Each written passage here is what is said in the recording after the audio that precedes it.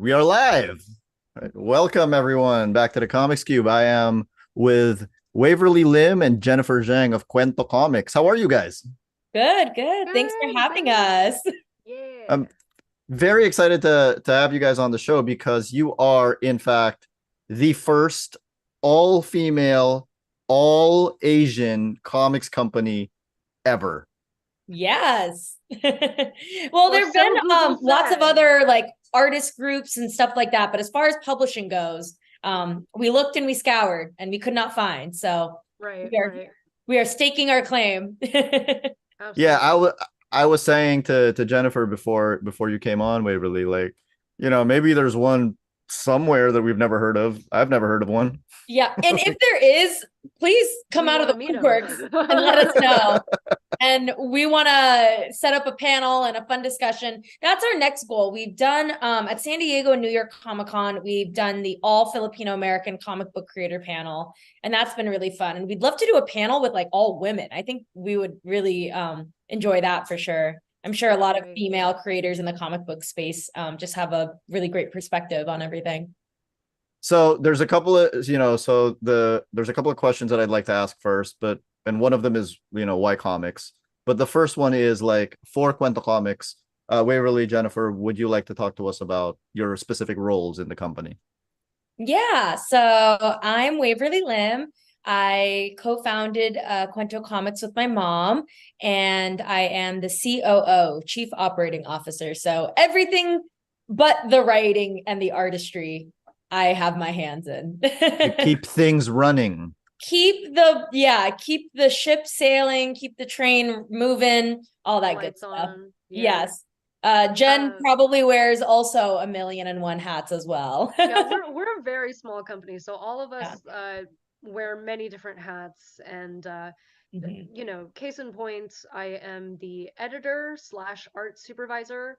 Those are kind of catch-all names for essentially like project management for the art team, but also for soundboarding and devising and brainstorming for the head writer, Caitlin.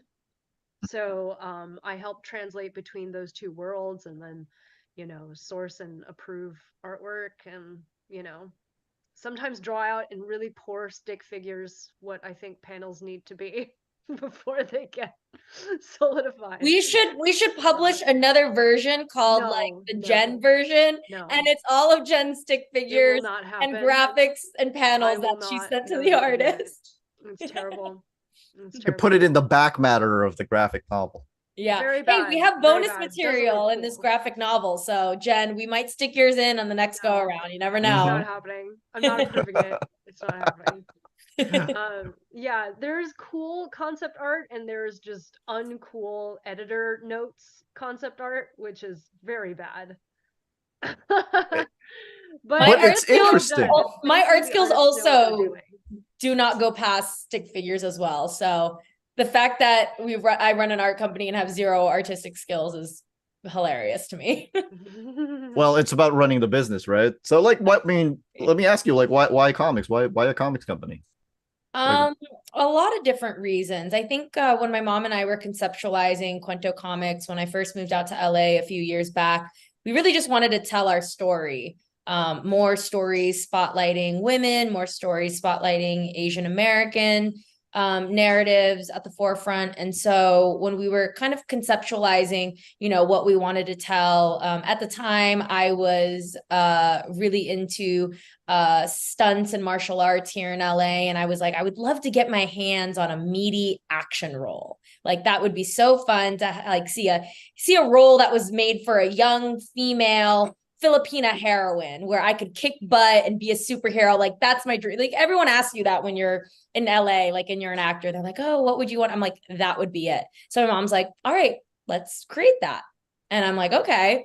And so as we were conceptualizing of exactly what the company was, what stories we wanted to tell, and we found Caitlin, our head writer, we started diving deep into the research of Filipino mythology. We obviously wanted to have an element of our culture present. And my mom is such a big fantasy and mythology buff. Through like Greek, Roman, Norse mythology, but she really didn't discover Filipino mythology until much later in life. when we were, devising exactly what we wanted to do. And so, Filipino mythology, as we were researching it, as you probably know, it is so incredibly vibrant with so many different creatures and monsters and gods and scary monsters. So we decided that comics would be a really great kind of medium to show the vibrancy of our culture. So I feel like the mythology was a really big aspect of, we're like, we can't just write a book, we can't just do like a short film. We're like, I think comics would be a really, really great platform to where we could also include now writers and the talent, the immense amount of artistry, that comes from the Philippines, and then Filipino Americans here as well. So that's what we really wanted to do. We realized that we could also, be a platform to help uplift Asian and Asian American voices and their artistry. I commend you on that, because Filipino mythology, even for somebody who lives in the Philippines, is not easy to research. No, it is not. Yeah. So much of it is oral tradition and history in the Philippines. So we really had to dive deep, there's a bookstore in Long Beach in California called Philippine Expressions. And she has had this bookstore for so many years. And we just like gobbled up all of the resources that we could find. The Soul book is a really popular one. There's like a Yes. version that we found of that. That's kind of like the Filipino mythological Bible, if you will. We also say in a head writer note, I don't know if you've looked into our graphic novel at all, but like Caitlin, our head writer, has made the disclaimer that like while it is based on Philippine mythology, it's also our interpretation of specific myths, because there also isn't a lot of information on Haliya herself. We know that she's affiliated with the moon, but like certain aspects, like her origin story, is hotly debated. Like even her mask is that's like a subject of debate. So like we took it and ran with it. We're telling our own story, and of course we're trying to stay as authentic as possible to the actual city of Cebu, which the series is set in. So Yeah. So, I mean, you guys have already mentioned it, but we are talking about The Mask of Haliya, which Oh, you got a copy. yeah. you have the Kickstarter for it, which is in the link to this to the description of this video. There's 4 days to go. It ends on November 2nd, but you guys have already met your goal. Your goal is 5,000 US dollars. You are well beyond that. How's that feel? Oh my gosh, incredible. I'm just like so in awe of how early it happened and how the community just came to support us. It's a really heartwarming feeling for sure. So we're really happy. And it's international too. So we get crazy inquiries from like Australia and the UK and all over the world, even in the Philippines. So we're really happy that our publishing partner has made it possible that the book, you can back us and get it to you shipped internationally, which is awesome. That publishing partner is Clover Press. Yes, that is correct. Also part owned by Filipino American as well. So that's what's really cool about our partnership, is that, he also saw our company and our story. And he's like, Hank was a former VP at DC for a number of years. And so he's so knowledgeable. And he's just like, I've been in the comic industry for a plethora of years, and we don't see very many stories of our own. And so the partnership is very special in that regard for that reason. Why? Let me ask you that question. Like, why do you think that is? How come we don't see a lot of Asian stories, despite the fact that there are so many Asians in California where the stories are being told? I mean, it comes down to a lot of like resources, right? Like who gets to produce the stories, and how many stories get greenlit, and how many actually get enough resources to see it through past production and into publication or distribution, right? Like all those steps require community resource exposure and effort, and we just so happen to have made an indie process work for us in a way that has genuinely been so surprising. Like all of the great feedback we've been getting so far, the amount of comics we've been able to distribute worldwide, it's just been really astonishing, you know. And I mean, huge credit and kudos to our producing and marketing team for like putting that together, because we're literally just like a mom and pop shop of like We're a mom and comic book daughter shop. makers. We're You we're a know, we're mom and like a daughter sister shop. and sister shop. Yeah, a sister and sister shop. Yeah, yeah. So Absolutely. it's But quite again, that's why we incredible. created Kwento Comics, because it starts off the page with the creators, who can authentically share our stories. And a lot of the times, like historically, we just haven't been, we just haven't had a seat at the table in that regard when it comes to Yeah. the gatekeepers. Like Jen said, distribution, all that, marketing, green lighting projects. There's a very few that sit at the top, and so I think having more Asian American voices behind the scenes who can push for our narratives is so important right now. Kwento is, of course, Filipino for story, and the Mask of Haliya is set in the city of Cebu, which is in the Visayas region of the Philippines. Jennifer, you did mention to me before that you are not a Filipino. Do you approach this differently from the rest of your team, do you At think? this point, she's an honorary Filipino with the amount. That's a great question. I mean, like, I have always seen my role as supporting and facilitating, but also lending in translation. And it just so happens that I have a background in writing and performing, and I work in entertainment, as well as having a bit of a visual art background, despite my bad stick figure concept arts. But We'd so still like to see those. so I basically started in Kwento because my best friend Caitlin, who is Filipino, is the head writer. And so when she needed help with developing the story, I just kind of like in a hot seat started shooting all these like other ideas at her and like wrapping up her ideas and following a thread, you know? And it was so helpful to her that I just suddenly became indispensable. And then she convinced Kwento to require that I be on board. And then from there, I just kind of absorbed every role that I could that needed filling, because there's just so many hats that we have to wear. So um essentially, thank God I'm not in charge of like telling the Filipino story. That's not like what I am doing with my voice, you know? Like I'm using my skills to facilitate the story that is being told and making sure that it looks good and reads well and does what it's supposed to do. Waverly, do you think, like, how do I phrase this? Do you think having somebody who's not a Filipino on the team enables you to have somebody, looking at it while it's being made and thinking like, somebody who's not so close to the source? You know what I mean? Yeah, Like, yeah, yeah. absolutely, for sure. At the end of the day, as inherently and intrinsically Filipino our story is, I think it resonates with a lot of people on, a global scale too. And I think that's the whole point, is when you are so genuine and authentic to your voice, then it can reach even more people almost, because it's so unique to you. I think people Yeah. do resonate with that.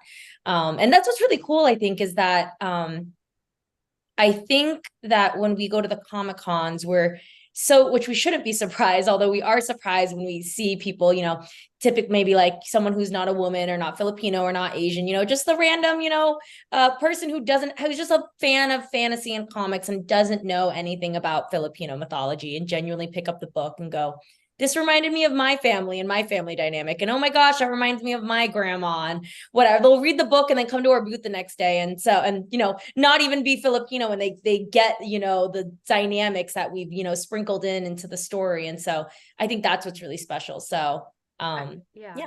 I think it's worth saying too that I hope I'm not speaking for Caitlin, but I've heard her say this a number of times too. Like she's iterated that because she's Filipina American, there's quite a number of things that she doesn't know about the Philippines as well. And even amongst Filipinos, there's such a vast diversity of culture and background and mythologies and interpretations of the same myths, and like, different takes on different monsters, you know?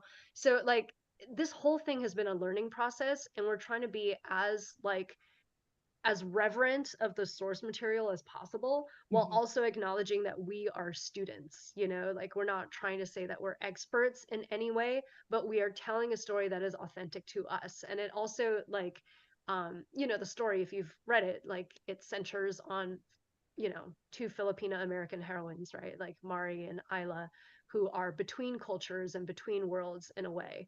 And what that does to their storyline is really interesting, I think. Oh, Yeah. it's Isla. I've been reading it as Isla. In the Okay. Philippines, it would be pronounced Isla. Yeah. Yeah. But like in America, we say Isla, but it doesn't matter really. You can So say it yeah, however you want it. you did mention that it centers around Marisol and Isla, but um I do find, like, when I was reading it, I was thinking that is actually super brilliant, like centering it around Filipino Americans, Mhm. because I feel like it enables you it enables you to go to reach an international audience while still setting it in the Philippines, right? Yeah, Because good I point. yeah, because I feel like a lot of things that are set in the Philippines, a lot of people who aren't Filipino would automatically be like, all right, well, I'm not going to identify with this, right? But Mm. because you are, a lot of people in the international audience can identify with Yeah, people who yeah. are going back to their hometown. Right, Absolutely. right. Yeah, that's the point that we really wanted to Totally. hit home, is how important that journey, no matter if you're Filipino or anything, just not being from, your motherland and going back to the first time, and how important that is for your roots and your identity, and connecting with yourself and your familial Culture. cultural Yeah. background. I mean, that's so important that every person must, take at some point in their lives, especially growing up in America. And it's something that we've all felt as Asian American women, and taking that journey back, and had lots of discussions about it. So that was kind of an integral part of our story that we really were keen Yeah. on keeping, and making sure that we were showing, kind of this fish out of water story, if you will, for someone who Yeah. shouldn't, maybe feel out of water in the first place, and what that feels like culturally, to have this push and pull, feeling like you're stuck between both worlds, maybe not part of either in a way, Yeah. which is Yeah. kind of how a lot of us feel, Hmm. growing up Asian American. Yeah. But I know, at least for me, going back to the Philippines and stepping my feet into the sand that my ancestors did was extremely important for me and my identity, and just to have that journey on my own. And so I think that's something we wanted to hit home with our story, is that we hope that it encourages everyone to do so. I also find it really refreshing that this story is set in Cebu and not Manila. Yeah. Yeah. That was a conscious choice. Definitely, Yeah. definitely. We have a lot of family in the Visayas region, I know, between Caitlin and I, and some of the other members. But we were really excited, both Caitlin and my mom and I, separate trips, but both last year we went to Cebu, and we had one artist actually in Cebu, and she took us around and everything. And so that was really special for sure. So if you do have read the comics, you'll see that we have Cebuano sprinkled in the book as well. Yes. I actually, that's another thing that I wanted to ask about, because Cebuano is in fact sprinkled throughout the book. However, in scenes from pre-colonial times, you still have them speaking in English. Like, what is the conscious choice there to know when to? Because I know they're not speaking in English, right? But Hmm. like my Hmm. brain is just translating it for me. But like, Yeah. so what is Yeah. the conscious choice there to depict which language you're going to actually put down? Oh, yeah, for sure. I mean, like, since it is kind of from the Filipino American perspective, I think when the pre-colonial scenes are happening, we're assuming that it is happening in the ancient language that would have originated in the Visayas region during that time, which maybe none of us know, right? So Which to wouldn't read have like been a Cebuano to larger begin with. yeah, yeah, Correct. yeah, yeah. So, like, in order to reach an international audience, I think what helps is to like suspend that disbelief and just like have everything be in English so that everyone in that scene can understand each other and we, the audience, can understand them. And then have it in modern times be English, but peppered in with different Philippine languages for realism, you know, because in the Philippines, like English is interchangeable with other Philippine languages. Yeah, and if So you notice, we that's do really not fun. translate as well. So we kind of Mhm. have it as a fun Easter egg for people who do understand, Yeah. but knowing that audiences will be able to understand the story regardless. Yeah. It's also just like it's pretty like naturalistic, you know, the way that it's peppered in. So like you're never going to be left like wondering like, "Oh, I wish I knew what this meant," you know? Like if you read the context of what's happening, I think like generally you'll understand what is being said, even if it's in a And for different language. those who want to, get more and get the glossary and stuff, the graphic novel is definitely a great place to do so. It We has the did, translation. yeah, we Yeah. did do a glossary translation in the issues 1 through 5, big graphic novel that's going to be in the Kickstarter. So if people are interested in learning more and actually knowing what the terms mean, then definitely pick up the graphic novel. I do prefer that approach to language. It's more immersive because I don't Mm-hmm. speak Cebuano. So Oh yeah. yeah, I You speak speak Tagalog. Tagalog. Oh, So okay. I don't speak it, but I'm Yeah. like, well, I've definitely heard these phrases in my life. It was Mm-hmm. definitely, I mean, again, for us, me being Filipino American and knowing that there's, so many different dialects present in, the Philippine archipelago, it was really exciting for us to, dive deep into language in general. Like I know that we have an issue one, Babayin, and originally it was Tagalog Babayin, and then we had to translate that again to Visayan Babayin. So lots of different like challenges, I guess, that were fun for us to research and find resources of people who actually knew, those ancient texts. I know exactly what you mean. I think it's the same issue as researching the mythology because, pre-colonially we were not a country. So, Mm-hmm. there's multiple things going into it. Can you talk to me about the depiction of Marisol's mom? I I feel like this is, I was reading it and I was like, yeah, okay. Yeah, It was like okay, this as in hit. it's realistic or it's what was your take on it? It's like, I feel you. I get it. Oh, yeah, you get it. Yeah. Yeah. Yeah.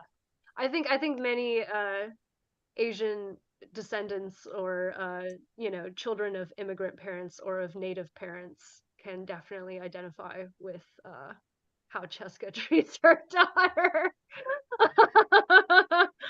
I mean, like much of this also lends from like our own experience, but also to help the story along. There are also like specific reasons why people do things, and Cheska really does love her daughter. She also is, you know, a byproduct of her, her childhood and her society, So like, I can say for a fact that like a number of us, me and Caitlin included, like our parents or even our grandparents, for some of us, many Asian Americans descended from like immigrants who have survived war during our lifetimes, Yeah. So like they very much come from a more survivalist mentality, which is then kind of passed on to their children, and sometimes like that generational trauma of what happened to your family gets passed down in how your parents love you, and sometimes that doesn't really translate very well. um, Sometimes it can also scar as much as love. So, we definitely wanted to carry that across because Mari is a character of deep psychological pain. She, I mean, you'll see as this goes along. I don't think this is a spoiler, but like she harbors like generations of certain types of pain, Hmm. and there's a lot that is passed down to her, and there's a lot even in the understanding of like babaylan in Philippine culture, of how human beings can channel the other worlds, and I think that's what we're trying to achieve with Mari's character is show how she, experiences a lot of pain and anguish, but she also is like a harbinger of stories, from since pre-colonial times, you know. I don't know. That's like a roundabout way of answering your question, but That is the like most diplomatic way I can think to answer that type of question. okay, If you're just joining us, we are with Waverly Lim and Jennifer Zhang of Kwento Comics. I have just pasted the Kickstarter link in the live chat. Anyone can, if you have any questions, guys, please let us know. We'll ask. Okay, so let's talk about the Kickstarter. You guys had, as mentioned before, a goal of 5,000 US dollars. You have since surpassed that with 4 days left to go. You're currently sitting at 20,692. Woo! That's 4 times your target. Wow. Congratulations. Thank The you. The Mask of Haliya is about a girl named Marisol in the heart of Cebu, awakening an ancient power. She finds a mask. It is of Haliya. I don't know what else to say about this. It is Haliya's mask. Yes. Can you talk to us about the different tiers for this Kickstarter? Oh my gosh, we have so many fun tiers, lots of goodies and things that, people probably haven't, readers haven't seen at conventions and at our booth before, new merch. We have t-shirts and hats, which we have done before, but new tiers include stickers and pins and tattoos. That I'm really excited about because if you read the comic book, you'll see that the mask becomes embedded into Mari. And so I love the idea of having she has, the tattoo kind of embedded in her body. So the fact that you could put the Mask of Haliya tattoo on you, I think is pretty cool. And then also in addition to that, what other tiers? Oh, we are partnering with Comic Capsule, which is also Asian American owned. They have configured a really cool way to store your individual comics. It's like, UV protected, fire resistant, all like the crazy goodies. They have engineered this badass comic capsule so your issue is protected, which is really cool. So if you want to add on that as well, you can. So lots of fun things. Go check it out. Yeah. You can also get a digital copy. Yes. If you want to read it on your Kindle. And lots of fun bonus pages, hardcover. not just the glossary, but we also created an art book with lots of fun concept art from issues 1 through 5 as well. And Jennifer's concept art. Not my concept. That might make it in the next one. Nope, Maybe I'll print a specific version just for Jen. Off of Discord, like it never happened. Yeah, it wasn't there. Yeah, and then I don't think I've announced. I guess I'll announce it on here. We have another 2 pages, which we are including are going to be 2 pages from issue 6 as a teaser. So that's very exciting. Haven't announced that yet, so you get the exclusive there.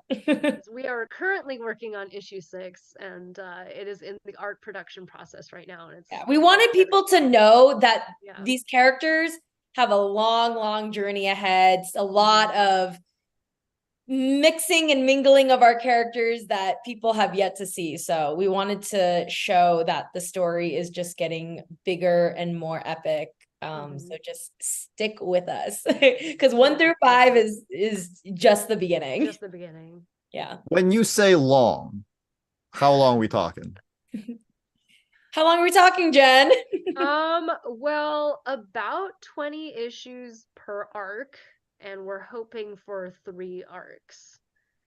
See, so we talked a little bit offline already, but you mentioned about we use a lot of like film terminology, so it like we want to say like season so bad because all of us are filmmakers, actors, and so naturally the way we, like you said, it was kind of unconventional the way we use our positions and whatnot. Yeah, you are credited as a producer on this comic. And I don't think I've ever seen a comic credit anyone as a producer, an executive producer. Listen, you have so much, art and writing is so important, but just managing the team, the project management of it all, figuring out distribution, printing, marketing, social media, event there's so much that goes into it, and we want these ladies to shine, right? We could have the most amazing product and no one see it. And that's not fun. And so we need to make sure that, we're getting our voice and our story out to audiences. And so kind of what my mom and I do is just help facilitate that process and make sure that the amazing, talented ladies and all their hard work doesn't go unnoticed. Yeah, that's awesome. But you were talking about why this is going to go 60 issues. Yeah, there's a Yeah. lot that goes on. I mean, me and Caitlin have been on this project for about 5 years. Caitlin maybe 6. It's kind of amazing how intact our team has stayed since it Yeah. all, for So sure. like we've spent like 5 years devising the entire structure of the saga of this series, and it is long reaching. It it's a pretty rich world. So like, having to filter it through production like sometimes feels like, like we really want people to just like know what the story is already, but like we got to be patient, we got to deliver and like show them and hook them in on the story for us. But 1 through 5 is yeah. probably a quarter of the characters that we have yet to introduce, right? Well, I mean, like the core characters are introduced already. Yes. Yeah. So it's all planned out. Oh yeah. We have a really epic story for y'all. So just stay tuned. Stay with I mean, us. there are elements that are not. I mean, definitely we'll have to build this plane as we fly it, but like we know where the story is gonna go, and it's just like a really nice journey of getting The there. image of building the plane as we're flying it is exactly how it's felt over the last 6 years. We're like, we're taking off and we're also like assembling the things and hoping like it all sticks together as we're flying. Yeah. Because keep in mind, like we only launched our first issue like last year in Last year, March. yeah, I was gonna say. Yeah. So like that's when we have like started going into production and distribution and garnering an audience, whereas like prior to this, it's all been like pre-production, planning. So yeah, it's been a long time in the making. So you guys, if it's been 6 years, we're talking like 2017. Yeah, 2017 is when probably we approached Caitlin end of that. We started officially, like we were talking about, the story and everything with Caitlin from like 2018, 2020. We really got started during COVID. That's when we started recruiting artists. That's when we like finally kind of locked down the story and where we were headed. A lot of it was kind of conceptualizing what we wanted to do the first few years. And then COVID's when we really hit the ground running. Yeah. I was going to ask like how did COVID affect it, but I guess it affected it positively. Yeah, in a positive way. I think it honestly a lot, at least I know on my mom's side, that it was really my dad that my dad asked my mom a question one day. Is like, all right, is this a passion project or is this a business? Like, are you gonna, do the thing that you say you're gonna do, or is this just gonna be a fun little project? And that's kind of COVID was when my mom and I kind of just had the light bulb of like, we gotta go. And really like make this, a business, because we don't have these stories, and we realize, someone's gotta start. How'd you recruit the rest of the team? So Oh my gosh, all sorts of ways. I helped. Jen helps so much. Jen and I are recruitment team. Yeah. Yeah, like me and Waverly do a lot of the hiring front. But basically we had some amazing artists who essentially set the design and tone and concept of our series from the jump. And then as we added to our team, we were definitely referencing their styles. So we were looking for artists who could essentially not only match the style, but play with it within their own right. And you've read some of our series, so you know that like our artwork, our style is very like realistic, kind of cinematic. It's not very stylized. It feels very much like a movie or a TV show. Like we want it to be like you're watching episodic. A still from an animated series. Yeah. That's what it feels like. That's true. Mm-hmm. Oh, good. Yay. So yeah, largely we hit up artists from all walks of life. Like we've sourced artists from like different Instagram pages, Twitter, from our connects. Like I went to art school at CalArts, so I was also like pinging some people there. But we ended literally up posting in Facebook groups. Yeah, posting in various Facebook groups. Like we do it all. Yeah. That's pretty awesome. Like, let me ask another question about this. When you Waverly, do you think that making this comic, this comic in particular, has helped you get back in touch with your Filipino roots, or get in touch with your Filipino roots? Oh my gosh, 110%. I I did not grow up with like a large Asian American community in South Florida, let alone Filipino. We had a small Filipino American organization. I, was lucky enough to have my Lolo live with me my entire life, eat Filipino food, family, all of that stuff. But it really wasn't until I came out to LA and got in touch with the larger Filipino American community out in LA where I was able to see that there was so many other Filipinos that were, in the creative arts, writers, producers, directors, hair and makeup, VFX. There was a large community of us actually out here. We just needed to, continue to keep banding together and supporting each other's work so, our stories can be told and be out there. And so in doing this project and connecting, the reason Caitlin and I even, connected was through that Filipino American entertainment organization out here in Los Angeles. And it's definitely a super rewarding feeling being able to continue and constantly find new things that you just didn't grow up with. And I think that's like something that a lot of, Asian Americans, growing up kind of have to figure out. It wasn't until I went to UCLA that I started taking like Asian American classes, Asian American women, immigration, all of that stuff, like Filipino arts and culture classes and stuff like that. So I think starting Kwento Comics kind of around the college age is when my mom and I were continuing to conceptualize it and form the team and everything. Was really when I started diving deep. So 110% had Kwento Comics not been an idea that we had, I would not nearly know half the things or be in touch with my culture. And I'm still learning. There's a million, like, I would love to actually learn Tagalog. I would love to, be able to, at least understand and speak. My mom went to the Philippines a lot, at least growing up, back and forth, and she can understand it, at least, when her cousins speak. And language is so important. So that's kind of like my next thing for sure. I mean, I live here and I feel like I could speak it better. Like I should learn to speak it better. I have another question, which is that there's a lot of, new comics creators out like right now. And sometimes I approach them for an interview, sometimes they approach me for an interview. But a lot of the time, what I realize is like a lot of them don't have the marketing machine or the publicity that, that their comic could really use. I don't think you guys have had that problem. You guys are all over my feed. And Yay! Yay! That's good. And our producing team is doing their job. Yeah, that means our job is a job well done. When I go to a convention here, your booth always stands out. Like, what is the secret here?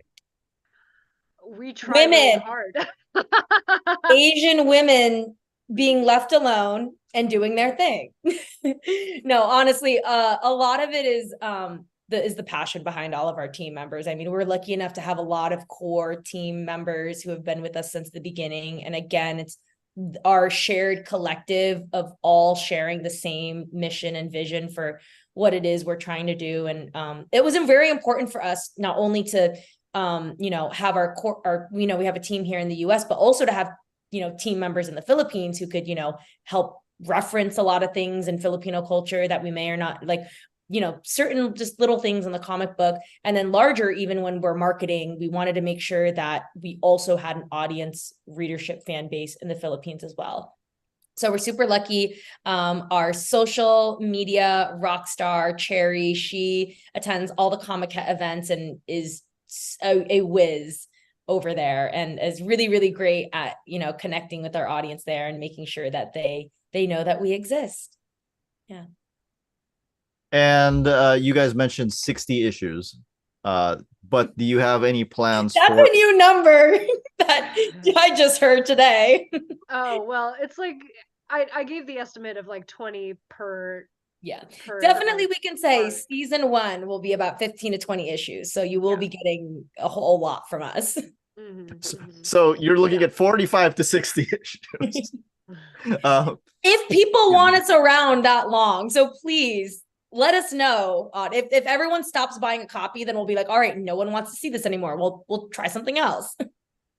But so do you guys have any plans for other titles? Yes, we do. We have a new writing team. We're currently actually in the process of recruiting artists. So if anyone is really amazing at storyboard penciling, line art, coloring, letterers, like the whole gambit, we are currently recruiting, hiring. Come join our team. We're so fun.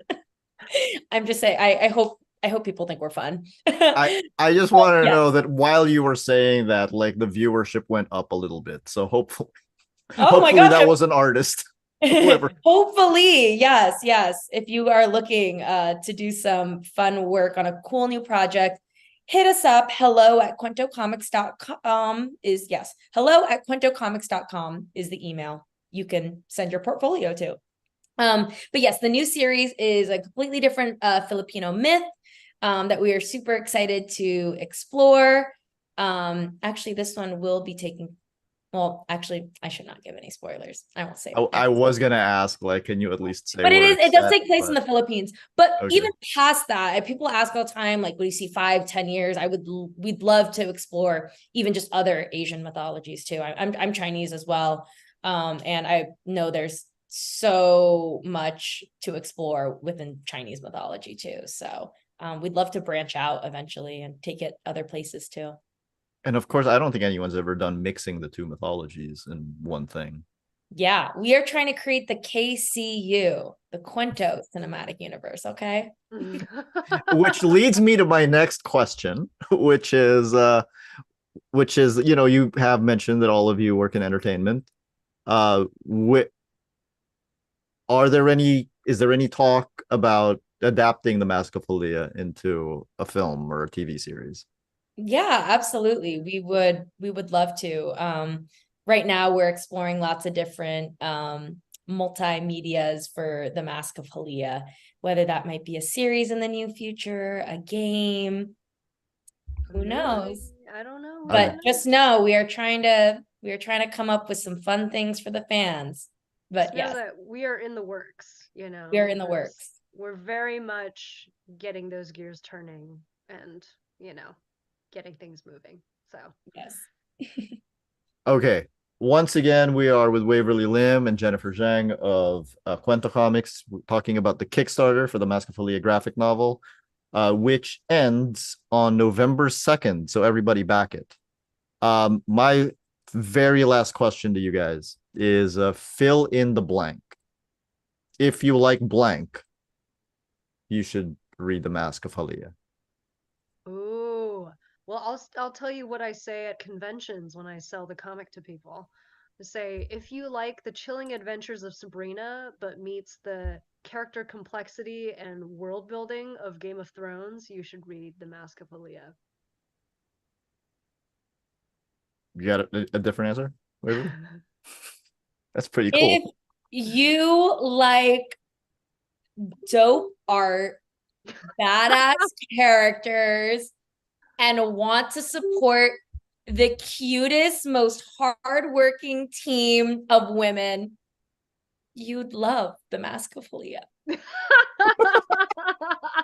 Those are two very different pitches. The writing team, the producing team. You see how we work now? Yeah, you gotta attack it from all angles. That had to either Jen or my answer had to have resonated, one or the other. Yeah. Either way, we'll get you hooked. And that was the improv as I was saying it. Thank you so much. Congratulations on meeting your goal and exceeding it. I look forward to the graphic novel. Oh, like I guess the last question is like, when can people expect it to ship? I believe that currently on the Kickstarter it says around the springtime, but possibly sooner. We don't want to give any false promises on when everything can get shipped out. So as soon as the Kickstarter is over, we will, begin production on, printing and all of that fun stuff, but expect it sometime early 2024. Amazing. Thank you so much for joining the Comics Cube. Congratulations again. Thanks so much for having us. We are no longer live. Okay. Okay.